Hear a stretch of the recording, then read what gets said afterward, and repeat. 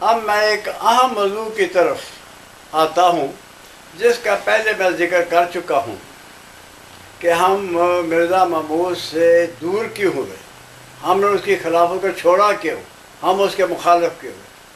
اب میں اس موضوع پر آنا چاہتا ہوں۔ مجھے امید ہے کہ میرے آمدی دوست اس پر غور و فکر کریں گے۔ میں کسی دشمنی کی بنا پر، مخالفت کی بنا پر حاشا وکلا یہ بیان نہیں کر رہا، صرف آپ لوگوں کی رہنمائی کے لیے بات کر رہا ہوں کہ آپ خدا را اس بات کی طرف توجہ کریں اور اپنے ایمان کو ضائع نہ کریں اور اپنے بچوں کی زندگیوں کو بھی تباہ برباد نہ کریں۔ آپ کے بچے تباہ و برباد ہو جائیں گے، آپ کی آخرت خراب ہوگی، تو اس میں آپ لوگوں کا قصور نقص ہوگا، کسی دوسرے کا نہیں۔ اب میں آپ لوگوں کو اس طرف لا رہا ہوں، وہ یہ ہے کہ ہم وہ واقعات جو کہ خلیفہ صاحب نے خود اپنی ذات کے متعلق بیان کیے تھے، اس کا ذکر کر کے پھر اس کی وضاحت آگے گواہوں کی شکل میں بیان کروں گا۔ یہ جو بات میں بیان کرنے لگا ہوں یہ آپ کے لٹریچر میں درج ہے، مشہور ہے، اس لیے میں ان کے حوالے دینے کی بھی ضرورت نہیں، ہر ایک آدمی جانتا ہے۔ آپ لوگ جانتے ہیں کہ 1924 میں خلیفہ صاحب یورپ کے سفر کے لیے روانہ ہوئے تھے، اور چند ایک آدمی اپنے ساتھ لیے، اور وہ پہلے انگلستان میں آئے، اور انگلستان میں جو واقعات ہوئے وہ سارے آمدیوں کو پتہ ہے، لیکن اس کی روایت مجھے کسی کے سے ملی نہیں ہے، لیکن مشہور ضرور ہے، میں اس کو چھوڑتا ہوں کیونکہ وہ ان کا کوئی راوی نہیں ہے۔ جب کسی چیز کی واقعہ کا راوی نہ ہو تو اس کو بیان نہیں کرنا چاہیے، خواہ وہ واقعہ کتنے ہی مشہور ہو۔ میں وہ واقعہ بیان کرتا ہوں جو خلیفہ صاحب نے خود اپنے خطبے میں بیان کیا ہے اور آپ لوگوں نے سنا ہے اور پڑھا ہے۔ وہ یہ ہے فرانس کا واقعہ۔ سب جانتے ہیں کہ خلیفہ صاحب نے خطبے میں کہا تھا کہ جب ہم فرانس پہنچے تو میں چلو ظفر اللہ میرے ساتھ تھے، میں نے اس سے کہا کہ مجھے ذرا فرانس کی وہ تہذیب دکھائیں جہاں ڈانس ہوتے ہیں، رقص ہوتے ہیں، اور ساری چیزیں جو ہیں ان کے تہذیب و تمدن کو ظاہر کرتی ہیں۔ تو چودھری ظفر اللہ صاحب ان کو ان کلبوں میں لے گئے جو کہ جن میں رقص تھے، جن میں ہر قسم کی عریانی تھی، اور خلیفہ صاحب نے اس اپنے واقعہ کو کہ ہم فرانس میں گئے، ہم نے وہ کلبیں دیکھی جس میں عریان رقص ہوتے تھے۔ عریان سے میری مراد صرف یہ ہے کہ ان کا لباس اتنا باریک تھا کہ ہر چیز نظر آتی تھی، وہ لباس باریک۔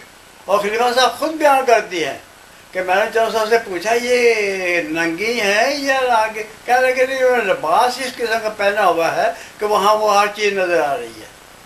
یہ ان کے وہاں آپ خطبہ میں پڑھیں، سنیں اور غور کریں، کیا کوئی ایک نیک آدمی جو ایک روحانی جماعت کا رہنما اپنے آپ کو شمار کرتا ہو، سمجھتا ہو، وہ اس قسم کے کلبوں میں جائے اور وہ ڈانس دیکھے، عریاں ڈانس دیکھے، ہر قسم کا ڈانس دیکھے؟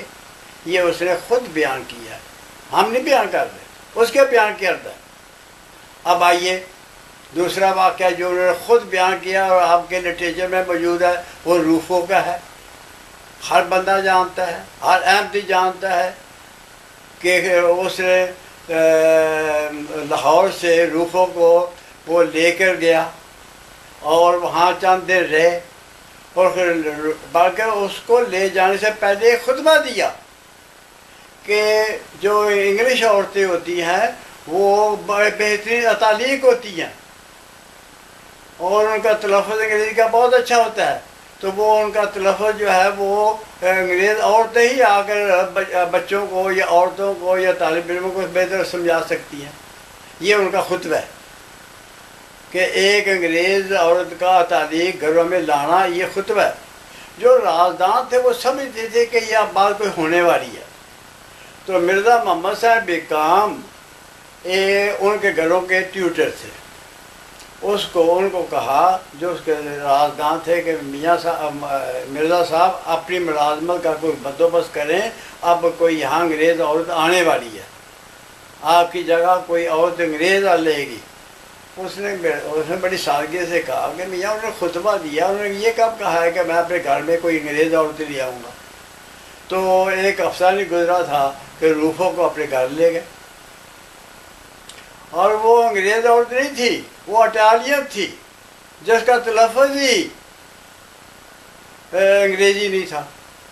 جب وہ پھر تھی بھی رقاصہ.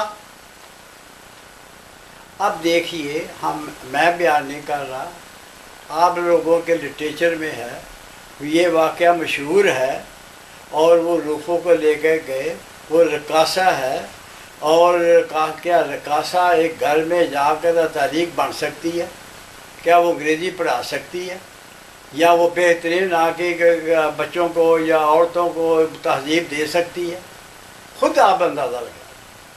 تو پھر کیا ہوا کہ جب یہ واقعہ ہوا تو اس وقت پھر جناب اعلیٰ لاہور میں طوفان اٹھ کھڑا ہوا اور زمیندار اخبار نے نظمیں لکھنی شروع کر دی. مشہور نظم ہے.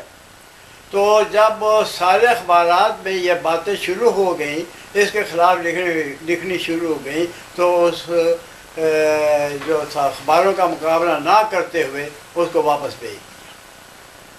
تو جب واپس آئیں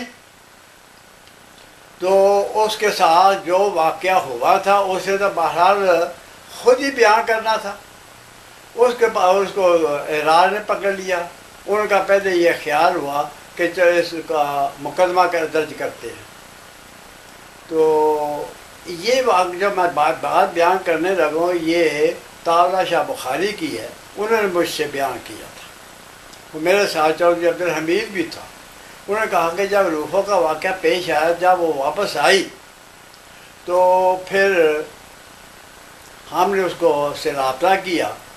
تو جو اس وقت جسٹس منیر جو تھا اس وقت وکیل تھا، اس کو ہم نے وکیل بنایا اور مقدمہ پیش کیا.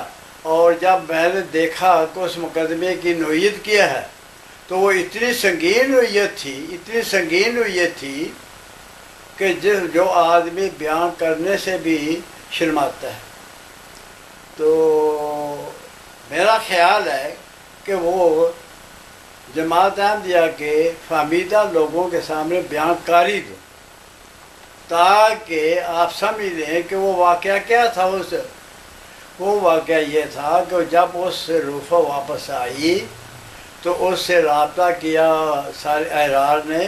تو اس نے کہا کہ مجھے تو پتہ تھا کہ میں یہ کس مقصد کے لیے یہ لے جا رہے، میں جانتی تھی.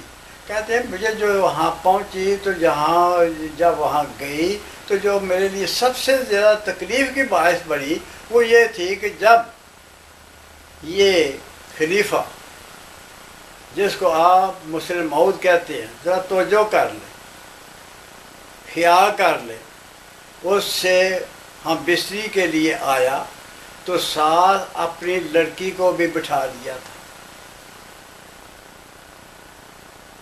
یہ طاولہ شاہ بخاری کی روایت ہے اور ساری دنیا جانتی ہے کہ یہی واقعہ پیش ہوا.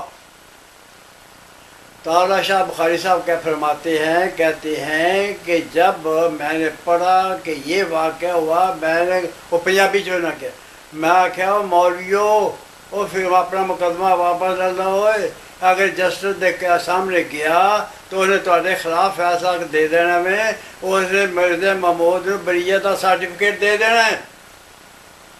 اس کو مرزا بناتے وہ بریت کا سرٹیفکیٹ لے جائے گا، کوئی آدمی نہیں مانے گا. کہنے لگا میرے کہنے پر وہ ہم نے مقدمہ نہیں کیا اور ہم اس کو مقدمہ واپس لے لیا۔ یہ تھا وہ روفوں کا واقعہ جو قادیان